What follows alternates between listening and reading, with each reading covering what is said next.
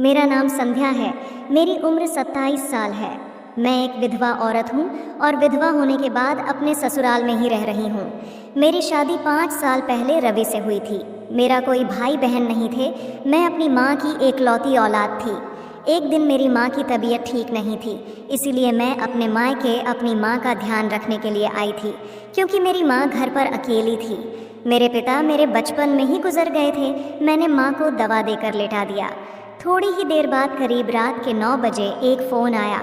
उसने मेरी दुनिया ही उजाड़ कर रख दी। फ़ोन मेरे पति रवि के घर से आया था। फ़ोन पर रवि का छोटा भाई यानी मेरा देवर था, जिसका कहना था कि भाभी भाई हम सबको छोड़कर चले गए, हमारी तो दुनिया ही उजड़ गई है, हम अनाथ हो गए हैं। यह बात सुननी थी कि मेरे पैरों तले से ज़मीन निकल गई। मैं बार बार देवर से पूछ रही थी, देवर जी क्या हुआ है, तुम क्या बकवास कर रहे हो? लेकिन तब तक फ़ोन बंद हो चुका था। मैंने मम्मी के हालत की भी परवाह नहीं की और पागलों की तरह बाहर की तरफ भागी। मैं किसी तरह भागकर सड़क पर आई और एक बस को हाथ देकर उसमें बैठ गई। भगवान से प्रार्थना कर रही थी कि सब कुछ ठीक हो। मैं जब अपने ससुराल पहुंची तो देखा वहां तो मातम का माहौल था। लोगों की भीड़ थी और हर आंख से आंसू गिर रहे थे। हर कोई रो रहा था। सामने मेरा पति बेजान शरीर के साथ लेटा हुआ था। मैं एकदम से आगे बढ़ी और फिर बेहोश होकर गिर गई। ना जाने कितने समय के बाद मैं होश में आई, और जब होश में आई तब रवि का अंतिम संस्कार हो चुका था। 5 दिन गुजर चुके थे। मैंने अपनी सास से पूछी, आखिर रवि को क्या हुआ था?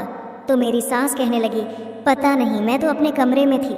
अचानक से शोर हुआ तो मैं बाहर आई तो देखा संजू चिल्ला रहा था और चीख रहा था। मैं दिल पर हाथ रखे आगे बढ़ी तो देखा रवि फर्श पर नीचे गिरा हुआ था। उसका सोते हुए ही देहांत हो गया था। मेरे दिल को किसी भी तरह से चैन नहीं आ रहा था। मेरा तो कोई सहारा भी नहीं था। मैं वापस अपनी माँ के घर जाना चाहती थी, लेकिन मेरी सास ने मुझे जाने नहीं दिया। वो कहने लगी, तुम मेरे बेटे की निशानी हो, मैं तुम्हें वापस नहीं जाने दूंगी। इसलिए मैं उनके पास ही रह गई। कुछ समय बाद मेरी मम्मी की तबीयत बहुत ख़राब हो गई तो मैं वापस अपनी माँ के पास चली आई। अचानक एक दिन मेरी सास घर आई। कुछ देर बैठने के बाद उन्होंने अपने आने की वजह बताई, जिसे सुनकर मैं और मम्मी शौक रह गए। मेरी माँ कहने लगी, मैं ये फैसला अकेले नहीं कर सकती, इसलिए संध्या ही से पूछना पड़ेगा। मेरी सास के जाने के बाद मम्मी ने मुझसे इस रिश्ते के बारे में राय जानना चाहा तो मैंने साफ तौर पर मना कर दिया और कहा कि मैं रवि के साथ बेवफाई नहीं कर सकती। मुझे देवर से शादी नहीं करनी है, इसलिए आप मना कर दो। लेकिन मेरी सास ने तो यह इनकार जैसे दिल पर ही ले लिया और बिस्तर से लग गई। उनकी तबीयत खराब हो गई और वह बार बार मुझे बुलाने लगी। देवर ने मुझे फ़ोन करके मेरी सास की हालत के बारे में बताया और कहा कि आप बस एक बार आ जाइए, मम्मी की हालत बहुत ख़राब है और वो बार बार आपको पुकार रही है। मैंने देवर से कहा, मुझे तुमसे शादी पर इतराज़ नहीं है, असल में मैं शादी करना ही नहीं चाहती हूँ। मेरी बात सुनकर वो कहने लगा, मैं खुद भी आपसे शादी के लिए तैयार नहीं हूँ। देवर ने कहकर फ़ोन रख दिया और मुझे तसल्ली हो गई, लेकिन मेरी सास किसी भी तरह से मान नहीं रही थी।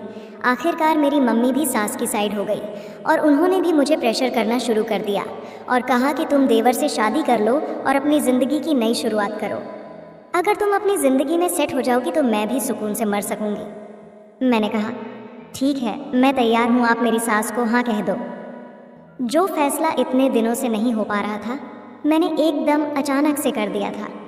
मम्मी ने सुबह होते ही मेरी सास को एक खबर पहुंचा दिया था और वो उसी दिन मिठाई लेकर मेरे पास चली आई। मेरी सास बैठे बैठे 2 दिन बाद की शादी की तारीख भी पक्की कर दी और 2 दिन बाद मेरी और संजू की शादी बिल्कुल साधारण तरीके से हो गई। अब मैं संजू के साथ विदा होकर ससुराल वापस आ गई। आज की रात मेरी सुहागरात थी, लेकिन मेरे दिल में कोई उमंग नहीं थी। थोड़ी देर बाद मेरा देवर कमरे में आया तो मैं जल्दी से सिमट कर बैठ गई। वो मेरे करीब आकर बैठ गया। उसने कसकर मेरा हाथ पकड़ लिया।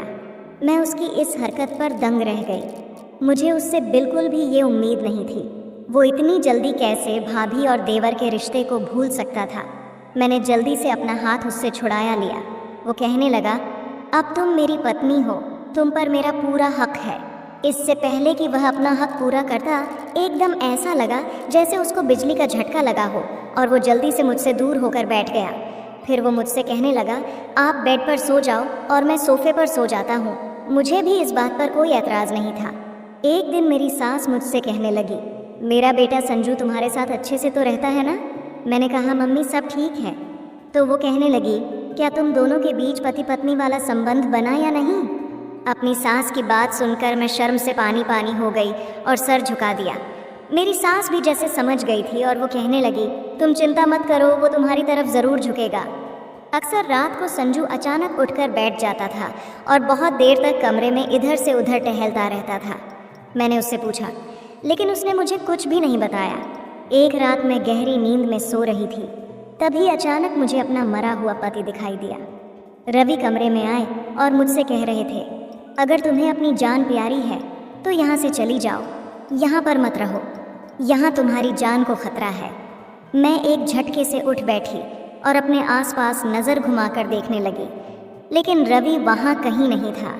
इसका मतलब वो मेरा सपना था। मैं एकदम उठकर बाहर की तरफ भागी। मेरी सास ने मुझे बाहर की तरफ आते देखा तो परेशानी से पूछने लगी, क्या हुआ बेटा, सब ठीक तो है ना?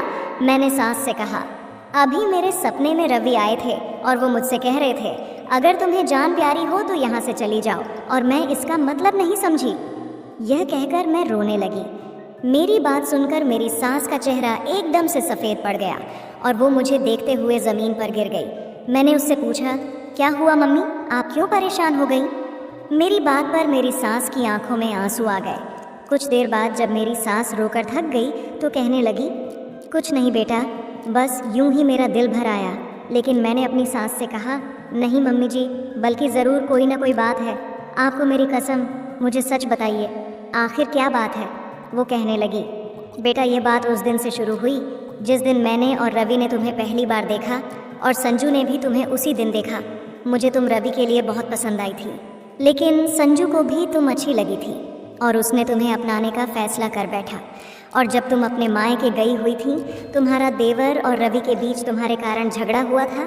रवि ने अपने भाई पर ज़िंदगी में पहली बार हाथ उठाया था, क्योंकि संजू ने तुम्हारे बारे में कुछ गलत बातें बोली थी। संजू बदले की आग में अंधा हो गया, उसने दबाकर अपने भाई को मार दिया। मेरी बेटी, मुझे माफ़ कर देना, मैं एक मजबूर और बेबस माँ थी। मैं अपने एक बेटे के बाद दूसरा बेटा खोना नहीं चाहती हूँ, इसलिए मैंने तुमसे और सब लोगों से झूठ बोला। मैंने भी अपनी सास के आगे हाथ जोड़ दिए और उनसे कहा, मम्मी मुझे माफ़ कर दो, लेकिन मैं संजू को सज़ा दिलवा कर रहूँगी और मैं आपके बुढ़ापे का सहारा बनूँगी। मेरे पति का कातिल आज जेल की सलाखों के पीछे है। तो धन्यवाद दोस्तों, उम्मीद है आप लोगों को हमारी यह प्यारी सी काल्पनिक कहानी पसंद आई होगी। वीडियो पसंद आए तो लाइक करें और चैनल को सब्सक्राइब करना ना भूलें।